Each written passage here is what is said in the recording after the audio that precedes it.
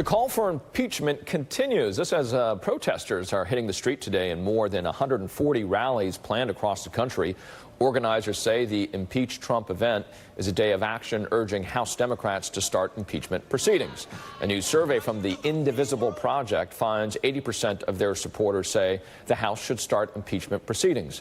Right now in the House, 63 Democrats and 1 Republican support an impeachment inquiry. Joining us now, Ezra Levin, Executive Director of the Indivisible Project, one of the groups behind today's rallies. So 80%, right? A big proportion of your membership, a progressive group, saying, yes, start the process. Now, who are the ones that are saying don't?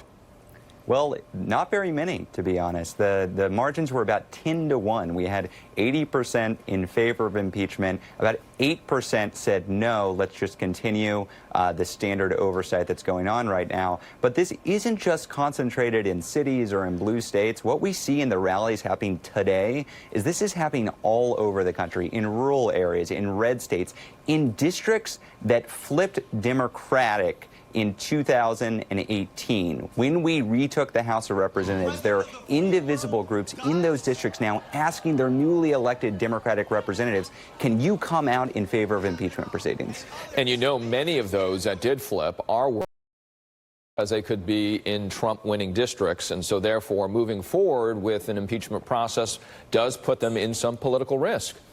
Yeah, you know, I think there's a really big political risk to call out the constitutional crisis we're in right now and not be willing to use the constitutional tools available to you. That looks weak, and frankly, weakness doesn't win elections. And I think that's why we see folks even like Justin Amash, a conservative Republican in the House of Representatives, coming out in favor of impeachment proceedings. It is really an odd situation that we have this conservative Republican in the House more forward-leaning than most Democrats in the House of Representatives now, and it's not just weird for Congress, it's out of line with the people who put them in power to begin with. They're saying, those who are against moving forward with impeachment processes, that they're doing it anyway by, holding hearings, getting documents, that this is effectively the process that an impeachment would be anyway.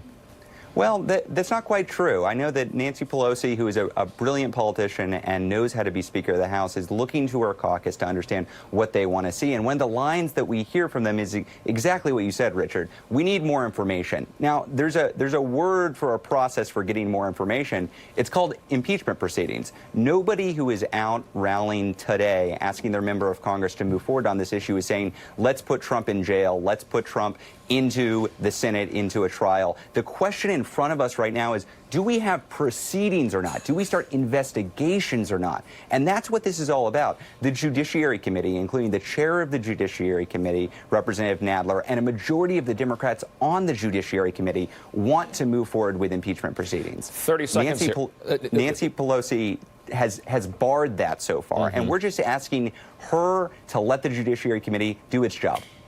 30 seconds here, Ezra. What is, you think, at this moment, the reason why we have seen more House Democrats move in this column? We've seen them grow by maybe about 10 every week. Yeah, I think they're not dummies. They know in order to maintain the House majority, they've got to win re-election. In order to win re-election, they need that grassroots support that got them into the majority to begin with. And so that's why days like today are so important. This issue is not going to be decided in Washington, D.C. It's going to be decided in the districts that are going to give Democrats control again in 2020 and 2022. So if you are out there wondering what you can do, get your representative on board with this, whether they're independent, Republican, or Democratic. We need them upholding the Constitution. Ezra Levin, thank you so much. I appreciate your time today. Thanks, Richard.